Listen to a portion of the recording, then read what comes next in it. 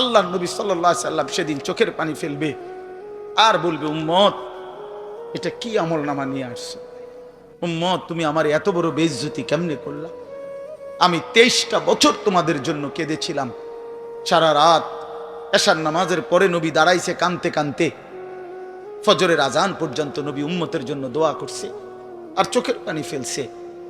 তায়েফের পাথরের আঘাতে পিঠটা ছিদ্র করে ফেলছি, ক্ষুধার কষ্টে পেটে পাথর বেঁধেছিলাম। উহুদের দান দান শহীদ করা রক্ত নিয়ে উহুদের ময়দানে পড়েছিলাম বেহুশ হয়ে। ঘরের চুলায় 3 মাস আগুন জ্বলে নাই। এত কষ্ট, এত চোখের পানি, এত ক্ষুধার কষ্ট, এত রক্ত, বিনিময়ে উম্মত এটা কি নিয়ে আসলাম?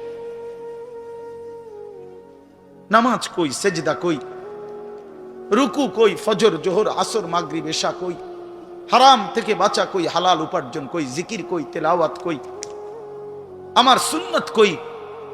কেমনে এমনে ভুলে গেলা উম্মত? আমার এত বড় বেইজ্জতি কেমনে করলা? আমার এত বড় অপমান কেমনে করলা?